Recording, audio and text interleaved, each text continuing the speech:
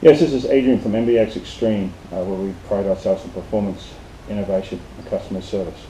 We thought we'd put out this video to bring everybody up to kind of speed on some of the new products going on the website and some of the developments that we've made with our existing products, such as the STI Style tubes and the followers.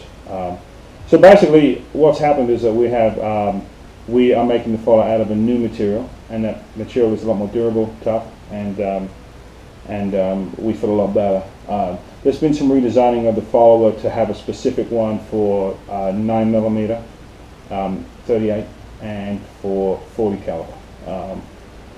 We wanted to get the best performance follower we could, and so that being said, after a lot of testing and development, we went away from the universal follower for the STI tube and decided to go with a standalone 9 and 40 follower. So basically, I'll bring up to speed on that. But also, we've updated our tubes. We've changed from what we would class as the Gen 1 to the Gen 2 tube, and that was in conjunction with the follower to allow a little bit more material on the follower and being able to keep it more stable within the tube, especially with the 9mm. So it's been out in testing for quite some time now, and it's proven to be extremely durable and extremely good. So looking forward to you guys getting your hands on some of these as well. So basically, let's just go over the followers real quick. So basically, we have what we will call the 9mm follower, which is for the Gen 2. It has on the little side here, you're not going to be able to see on the video, but it has a 9 on it to indicate which one it is. And when you will be ordering it, obviously it will give you a drop-down menu choice of 938 or 40. So obviously you'd want the 9 for the 9 or 38. Then we have the 40, which is a signature with a 4 on the side of the follower right there. It's a very small 4. Again, you're not going to be able to see it, but believe me, it's on there. It's small. So that would be for the 40 caliber. And then we have what we would call our Gen 1 follower, and which is marked with a G1. The G1 follower is going to be for the older tubes, and the G1 follower has been updated, it has been modified to give it more stability, but the G1 will work with the older tubes in the 9 or the 40. So that's kind of universal. So the G1 is a universal, and then what I'm going to try to do today is explain a little bit about the tubes, so that if you guys have Gen 1s or Gen 2s going down the road here, you can figure out which one you want.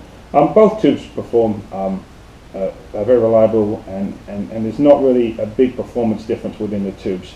The main part of us changing the tube was to allow us to go to a little bit more material on the follower to keep it stable with the 9mm short round. So basically trying to keep the stability inside the tube with that, and I think we've been very successful with that.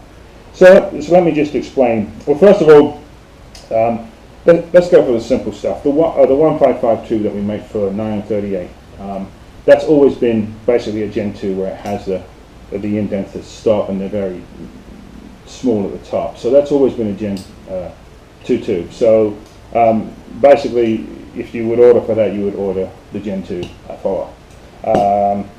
The 40 caliber has there was a Gen 1 in it, and obviously the Gen 2s have been out for a while.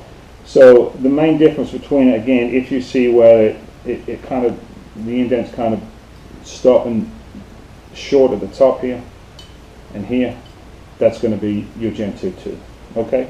The older tubes, the older Gen 1 tubes, basically the material was allowed to basically flow out a lot more. And what that done was when we got to the top here, you can see maybe on this one that when you got to the top here, the follower, we couldn't have as much material on the follower. So what basically we do in the machinist terms or in the stamping terms is we controlled that material from going out and kept it very tight and kept it very short, so that it gives the bullet support, the one below, and then obviously the top bullet sits in the feed loop. So it's designed to not affect the performance, but allow us to have a little bit more material on the follower, have a little better fit the follower for the tube, because we don't have such a wide spread of material, so our follower can have more material to have more contact with the bullet as it goes down.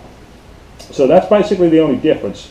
between the two. Like I said, this one you can see has a wider swim of material here, and this one on the same point has a less movement of material there. So that's really the Gen 1, and this is the Gen 2. So basically, when you're ordering, if you're not sure, you can refer to this video, have a look. If you're not sure, then the Gen 1 follower will work in the Gen 2 tubes.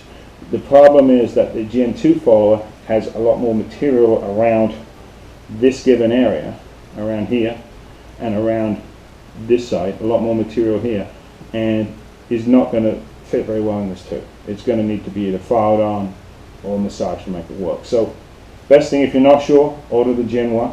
If you are sure and you're confident of the tubes you got, like I say, all the 155s are Gen 2. The 40s came in both, but I would say for the last almost year we've been selling these. These have been the Gen 2s. There were some early ones. And then the 170s, we are recently have just changed over to the Gen 2s. So you're going to have a look and pick your follower. And if you have any questions, you can always email me at MBX Extreme